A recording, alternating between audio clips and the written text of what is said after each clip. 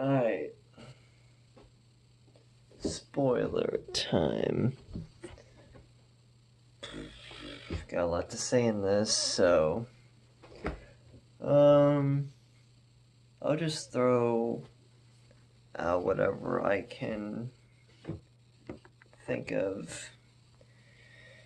So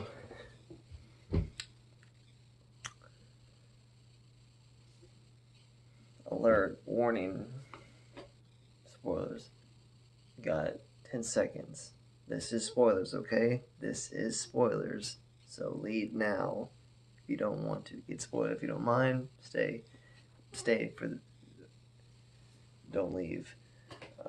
But anybody that doesn't want spoilers, got 10 seconds. I'm going fast because I want to get into this. Alright? 5, 4, 3, 2, 1. Okay? Gave y'all plenty of time. And you should be seeing this by now if you haven't, so there's a lot to discuss. So, let's see. Okay. Tony, well, the beginning doesn't start where you think it leaves off.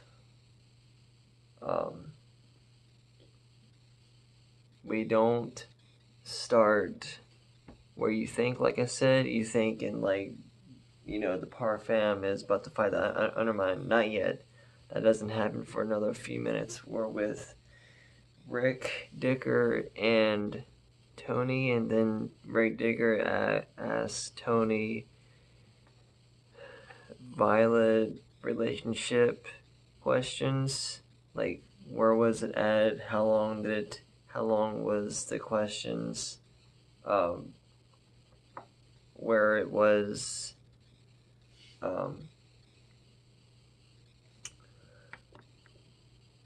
and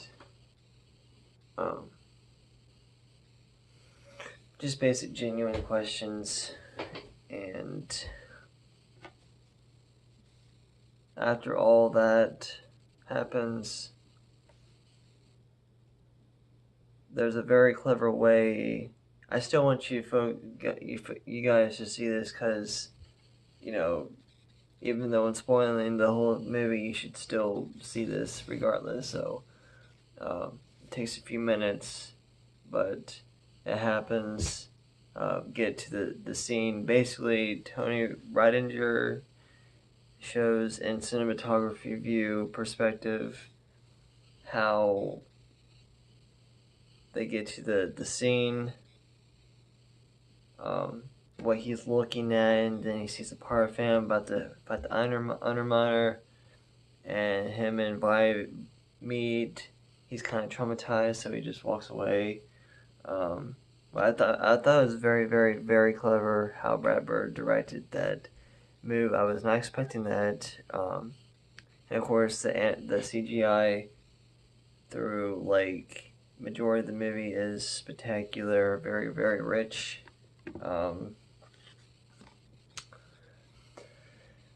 Well, the Screenslaver was created by Evelyn. The main villain is not Winston. He turns out to be a great guy. He is not a villain. You would think that he is, but he is not. He's just a great advertiser trying to sell merch and make a living for himself. He is optimistic as fuck and enthusiastic about superheroes, and he might as well have like 50 posters of superheroes, because he is infested with it. I don't see how more enthusiastic you can get about it, but this maybe really reminds me of Shadows of Evil, Zombies, Black Ops 3. If you've played that map, I would say an hour into this movie, maybe hour and 5 or 10 minutes, Elastigirl is less thick, is going after the screenslaver, and she's like a bird eye, and she's like eagle and flies through the town, does like trampoline, well not trampoline, but she like stretches herself so far, and then accelerates so far. She's just going through these little angles in the traffic and just makes all these directional, horizontal, vertical moves. It's really, really neat too.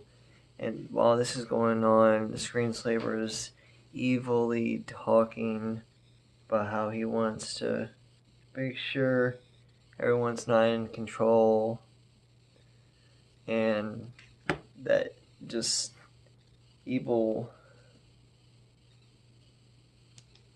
stuff.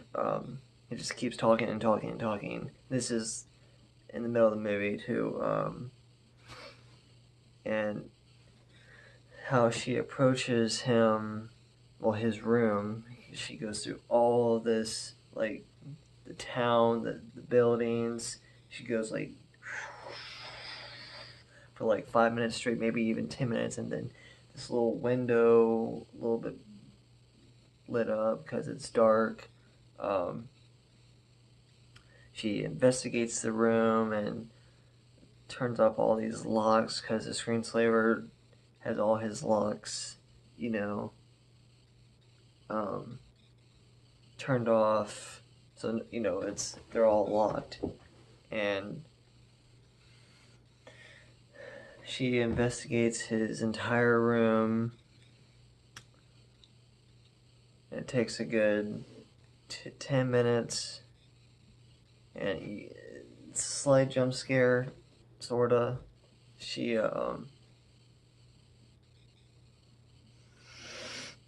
investigates all of his stuff.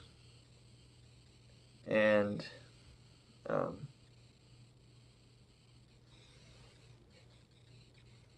he takes forever to come out. And, trying to think. It eventually comes out, but it takes him forever. And I'm like, when's he gonna come out? And the way they fight is so cool. It's like these very, very bright, hypnotizing colors, blue and white, like just constant, repeated. And when you're in the theater, the lights are flickering every second, and it's really, really cool. And the screenslaver turns out to be a pizza guy because Evelyn Dever tricks Lesithic and uses her, and later on, pizza guy gets arrested, and Evelyn's the main villain, because she betrayed Elastigirl and like Lesithic, and she traps her after Lesithic figures out her plan, and they're all good friends and all, and Lesithic meets the supers, the ones up there: Void, Screech, Muscle Man, Reflex, Electric Man, Muscular Man, Muscle Man. Like I said, they played a decent part. They ran it a good amount. And the way this movie ends, like I said, I'm just throwing things around because I can't remember it all quite. The way this movie ends off is totally a cliffhanger again, and Violet and Tony are about to go to the movies. He actually does forget who she is, And that pisses her off. That's why she's so furious in the trailer sneak peek.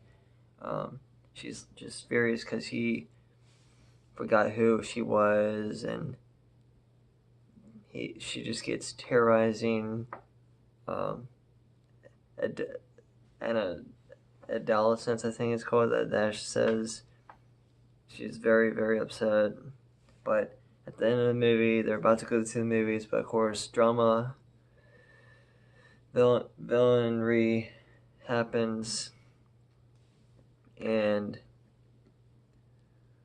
she says she's going to come back before the previews start, and they all, make their heroic move and fight more villains, and he has no idea. Tony has no idea what's going on because they're all smirking at each other because they're about to do something heroic again because they're Incredibles, fam. And I hope Tony is in the third one when it happens, and hopefully it does happen.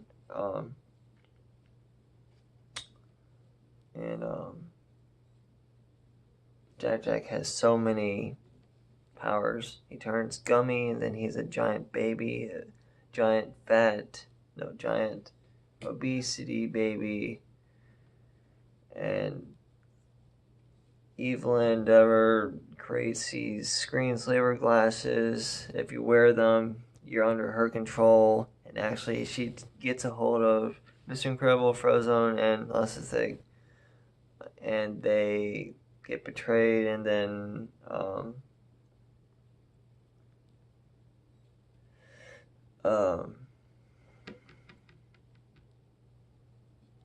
Dash, Violet, and Jack. Well, actually, Jack uses his powers against the supers, wannabe supers, I guess, or back from the 60s, and she realizes and notices that he has powers, and they get into huge fights, like arguments, but that's where Bob says, fight now, talk later. And so they do, and it's very, very badass, and they're on the ship, and Frozen's very, very badass in this too. He helps Dash and Violet in their new home because the supers are attacking them because they have the glasses on, and it's hilarious how the Incredibles fam take off the glasses. Even Jack punches one of the villains and like bites the glasses and breaks them too. Unfortunately, Edna Mode is on. She appears about about an hour or so into the movie, and she's only in it for like 25 minutes, unfortunately.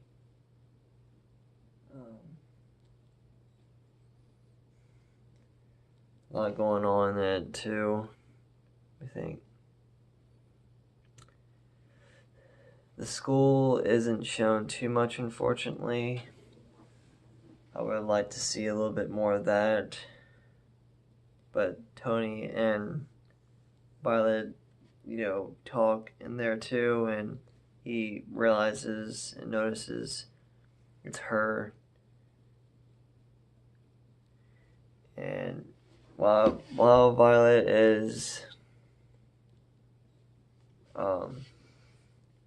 still angry, her dad Bob takes her and the whole family, besides Leslie, because she's doing hero work, to the Happy Player, because I think that's what it's called.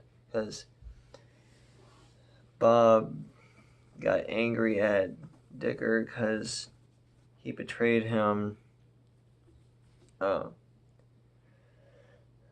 He's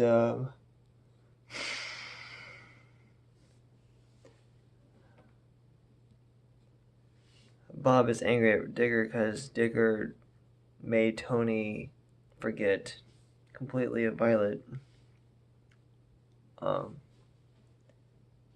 and Digger looks at Tony's records, like, you know, his life, where he works part-time at the Happy Platter, so the whole fam goes to the Happy Platter, and Violet vomits back her water because she looks up and sees her boyfriend, Tony. And it's just hilarious through that whole sequence. And like I said, the trailers show nothing. Very, very small bits, but which is good. I think Bird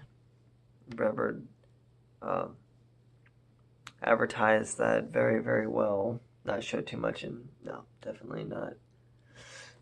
I was very sad when the movie ended, but it lives off at a cliffhanger. Um, I kind of knew Evelyn was the villain, but it took a long time, and I had to catch, um, a feeling vibe. Just trying to think. See how much time. Okay. What else?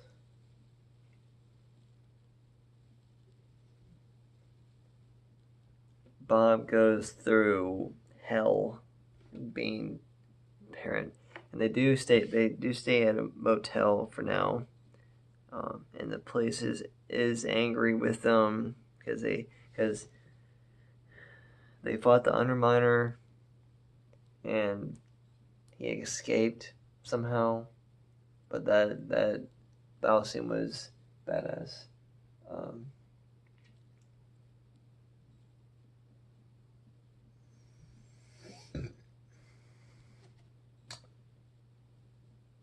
Unfortunately, Frozen's wife is not in this. Show a lot more Frozen though. I think that'll do it for my spoiler review. Honestly, you should really see for yourselves. I mean, there's not really too much to be spoiled other than the main villain and all, and Tony and their relationship. But I thought the Devers were great. The voice actors too. I think they'll do it for my spoiler review. It's not too much to spoil, honestly. Definitely worth the 14 years though. I'm going to see this second time next Tuesday, and then 2 weeks afterwards. Trying to see it before I wrap it up. Like I said, Jack has many powers, like 17. He has lasers, duplicate himself, turn to Gummy, turn into an obesity baby, can turn into a baby Satan, transport, telekinesis.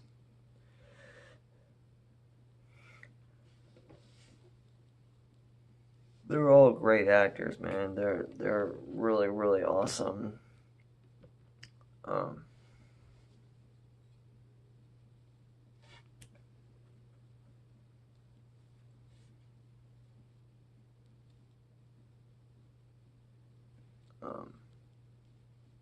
Still hard to process everything. Still trying to process it.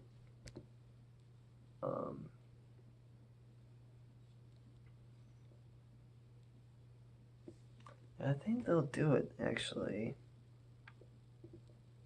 The plot was very good. Dialogue was very good. I think this was better than the first one. Just by a little bit. Like I said, I keep saying CGI animation is rich. Richer than butter, real butter, and sweet tea. Yeah. Um,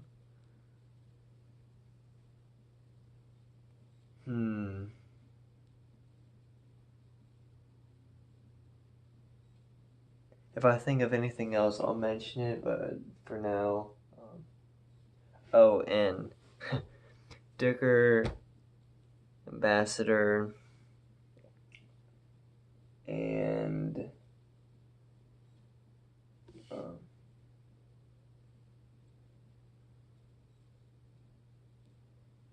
yeah, I think that's it. Just those two and some Tony are not in the trailers. So, hope you liked my spoiler review. Gave plenty of warning. If I think of anything else, I'll mention it. So, like.